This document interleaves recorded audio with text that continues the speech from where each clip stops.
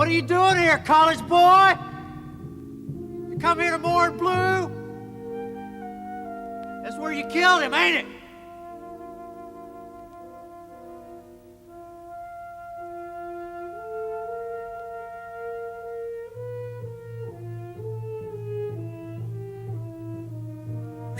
Hey! Yeah, you're really special. You blew the kidnapping, huh? You let Miriam go? You made us lose the ransom?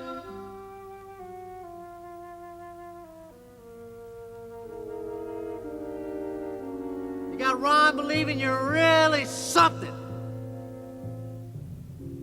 didn't you?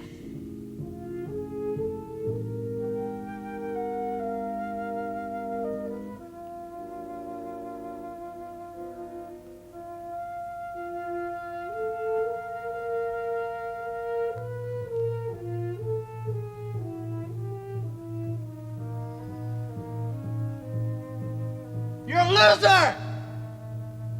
You got that? You ain't got nothing but Cardello's name.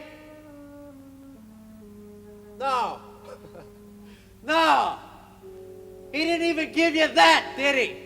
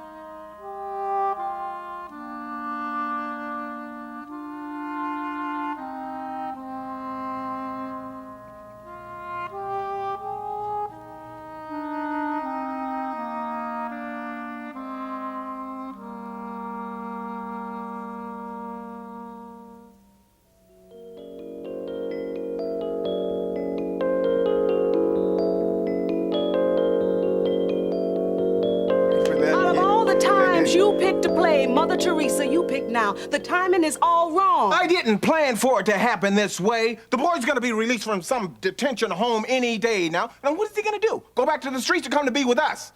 We're gonna give him a fresh start, or does he have to pick up where he left off? There's an alternative. Oh, there is? Yes, here. Mom said Mom can come and live with her. No, sorry.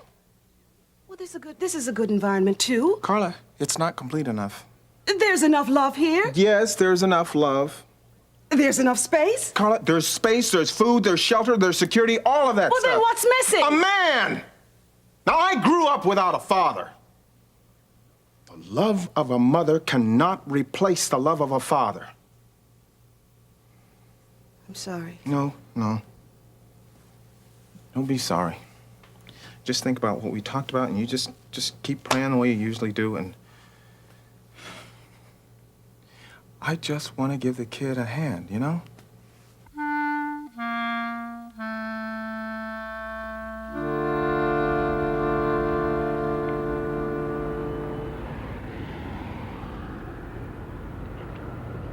Yes, Mr. Lewis, I'm familiar with the public codes. But you can't cut my expenses and expect a full staffing. Rosebriar General can do it because they have half the facilities and 3/4 of our budget. Now, I thought I made this clear in the memo. Oh, Marjorie, come on in, sit down. I'll be right with you. The memo dated yesterday. You haven't? Well, I wrote most of this in the memo. Thank you. Then you can give me a call. Let me say it for you. How can I put up with such incompetence? Thank you. Take heart.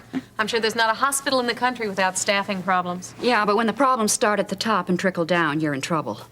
It's not as bad as it was. I've heard about Mr. Weaver. Oh, yeah. Those were hard times. But Russ Weaver has been paid back in full, though. Listen, I dropped by to ask you if there's anything wrong with Lori. Well, you're Lori's doctor. You're asking me that? I'm afraid I didn't get to see her yesterday. I don't understand. She had an appointment with you. You couldn't make it? No, I was at my office and so was she. I stepped across the hall to talk to Dr. Berdosian for a couple minutes, and when I got back, she was gone. Gone? Vanished. The receptionist looked all over the building for her, but she was gone. I was running 15 minutes late, but that's pretty normal. You don't have to keep guessing anymore, Marjorie. I think I know what happened. Hey! There's just one more little thing here. You remember not too long ago when Ron put me under you? And I had to take orders from you? Well, you've been demoted. That's right. That's just for the record. You're going to take orders from me now. And you want to know what my employees call me? They call me sir. They say, yes, sir. So now you're going to call me sir.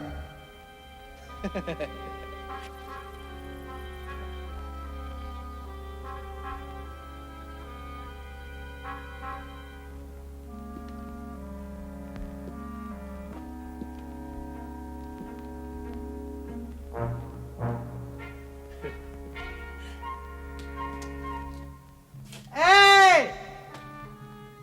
This is the only door out of here. What do you want to wait around for, Russie? Are you hungry?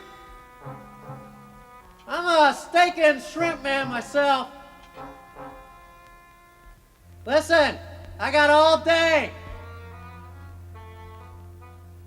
Hey, how about a little quick energy? Here's a little something for your preppy stomach.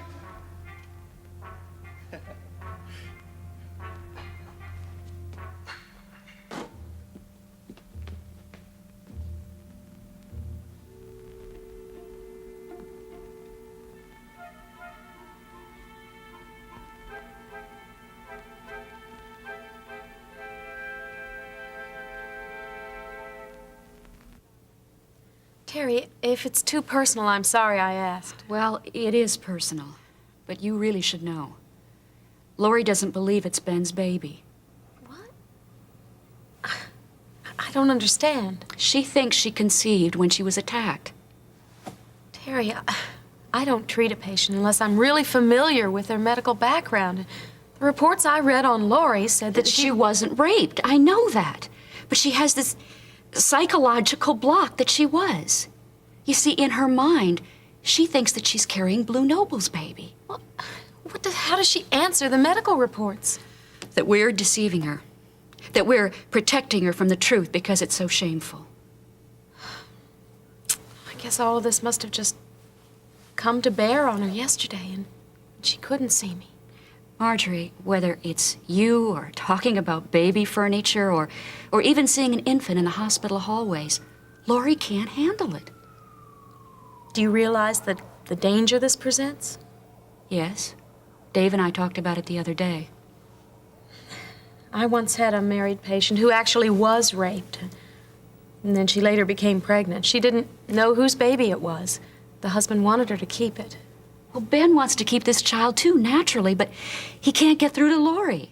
Nobody can. What happened to your patient?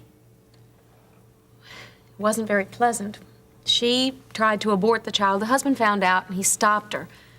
Then she tried to have a miscarriage and practically killed herself in the process. Oh, Terry, these people didn't have the strength that I know the Davidsons have. I appreciate that, Marjorie. But strength is something that's given to us. And if you don't accept it, you don't have it. And Lori hasn't been accepting any help that God's offering. Is there anything I can do? I know waving a lot of medical reports in front of Lori's face is not going to help. That would only make her more angry. You know, you could talk to Ben. Gladly. I mean, you might have an angle on this, on how it's hurting him professionally. How's his work at the clinic? Well, at first he was keeping his hours there to a minimum, and then And now he's throwing himself into his work 14 hours a day. I'll start by reprimanding him for that. Yes, because I know that doesn't do any good. When Scott died, I grieved for weeks, and then I practically moved in here. Can I do anything else? I don't think so, but thank you for cluing me in. I'm gonna have a talk with Lori.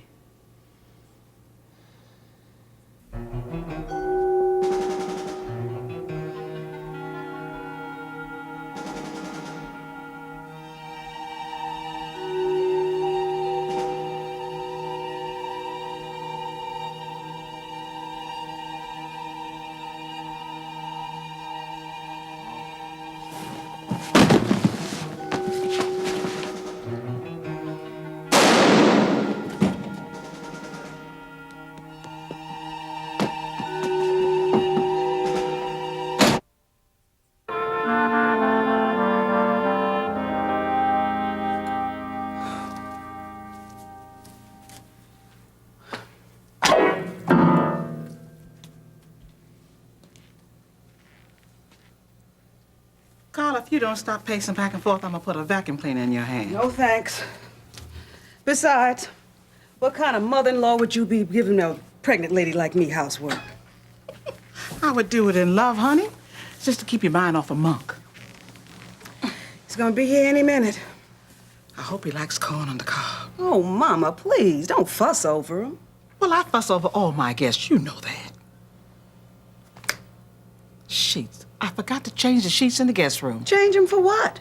Nobody slept in there since Miriam left. A boy like Monk would hardly want to sleep on pink flowered linen sheets. Well, when our young man starts paying rent, maybe we can start worrying about the room decor. Carla, I'm not gonna have that. Have what? Now, for the past 2 days, every time I talk about making Monk comfortable, you get upset. I'm not upset. I just see you trying to accommodate him so he won't cause trouble. And I'm telling you that big dinners and bed sheets will not change Monroe. No, sweetheart, but it's the caring behind those details that's gonna change him. Now, Gene's banking on that, and I think he's right. Here we go, buddy. Well, here he is. Man of the hour, Monroe Lassiter. Buddy, I'd like you to meet my mother, Helen Redland. I'm Mrs. Ratland. Oh, I'm so glad to finally meet you. Gene's been bragging about you so much. And this is my little pride and joy here, my wife, Carla. Hello, Monroe. Hey, all my friends call me Monk. It ain't nothing dirty or anything. All right, then. Monk. Boy, you sure are pregnant. Well, Monk, this is gonna be your home for a while, buddy. Let me take his bag upstairs. Oh, that's all right. Well, I was just gonna take it upstairs to your Well, room. I can do that. Besides, I only have a couple of shirts in here, and they're pretty rotten. Oh, well, now we're just gonna have to take you out on a little shopping spree then. That's real sweet of you, man. But I don't mean they're bad shirts. You know, they're just a little soiled. Oh, well, now, honey, I'll have them laundered before you even go to bed tonight. Mom, I think Monk can manage. You know, he doesn't need anyone to wait on him around here. He can do his own laundry.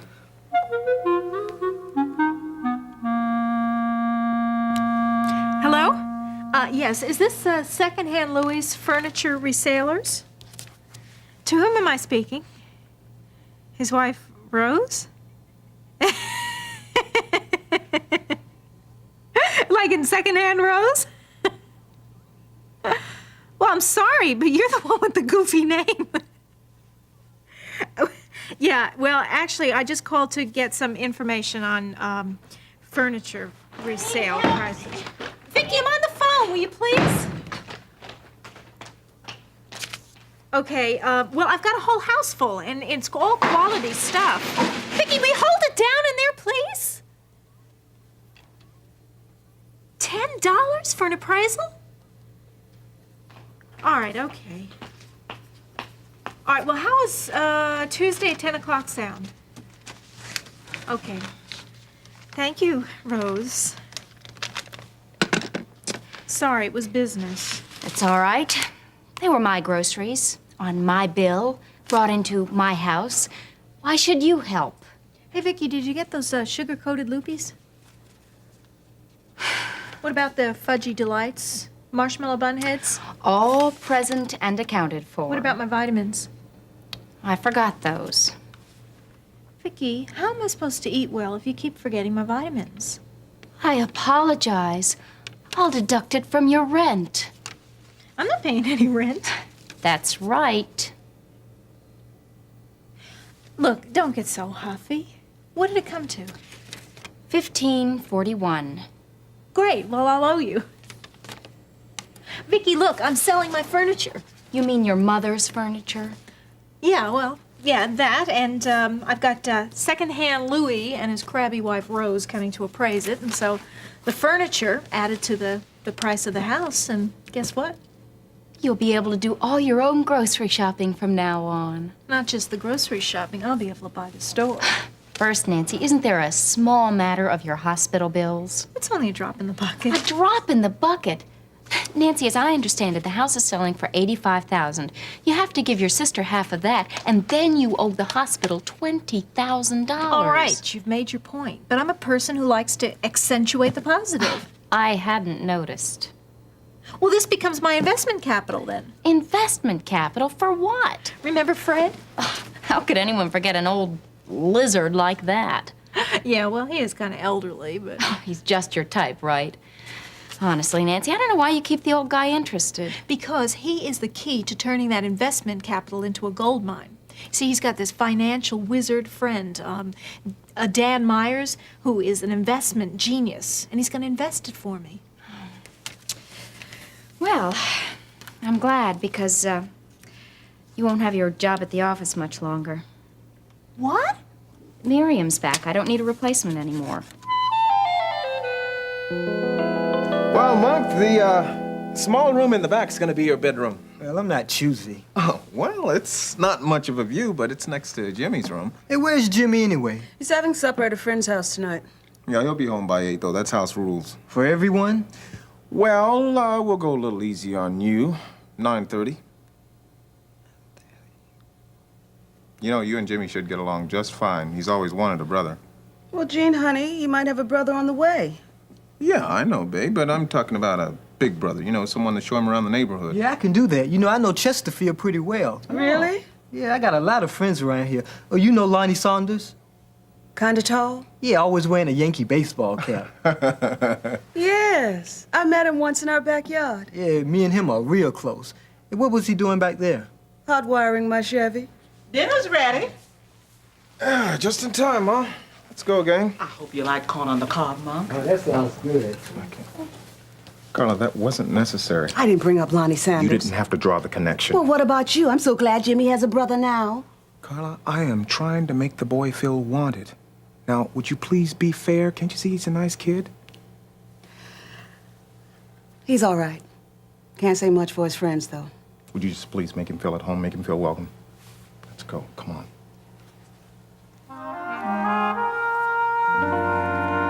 Well, hold on here. What is this, your subtle way of telling me that I'm fired? Don't be so dramatic, Nancy. Dramatic nothing. This is my means of survival. Now, look, who just finished a 2-minute discourse on being rich? Being rich, I was talking about getting rich. It's a big difference. It takes a lot of time, you know. Look, Nancy, your job was only budgeted for part-time. Miriam disappeared, and I needed to get some help quickly. Oh, so what, is she called up? Does she want her job back now? No, she hasn't called yet. Well, you just can't wait to dance on my grave, eh? What, have my office skills just gone unnoticed? They haven't, Nancy. But look, Miriam had first claim on the position, along with other office skills such as typing and filing. What about her forgery? Forgery. Yeah, well, you tried mine, sweetheart, and it worked just fine, didn't it? So you could just cut out all this nonsense about Miriam coming back here. That is, if you want my office skills to stay unnoticed down at the 1st Precinct.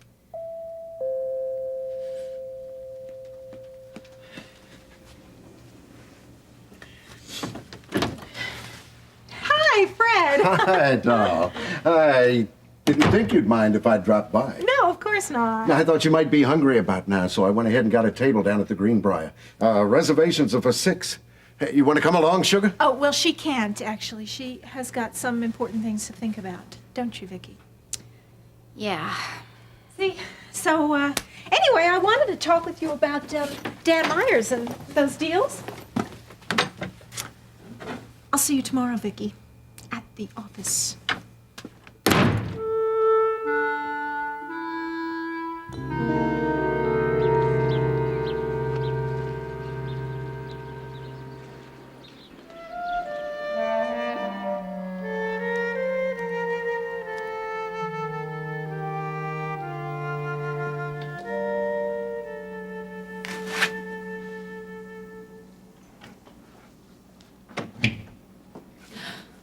Oh, Mom, you scared me.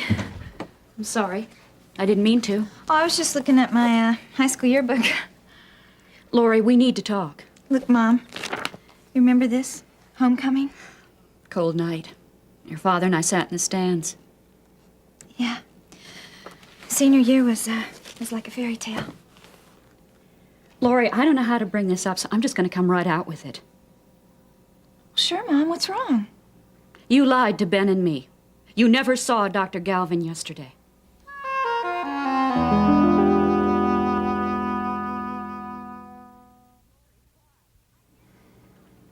Lori, why? I didn't lie! When Ben and I asked how things went with Dr. Galvin, you said fine. Everything is fine. If everyone would just leave me alone, everything would be fine. You're living a lie. And the only way you can change this is to cover up with more lies. Stop using that word! Lori, you are building a fragile world in here. And it's too small for me or Ben or anyone but yourself. And these memories. You won't even let your own child into this world. Thank you, Mom. You have given your sermon for the day. Fine. You push me out. But this is the last time that I'm going to say this. You're doing more than rejecting your baby. You're rejecting the God that gave you this child.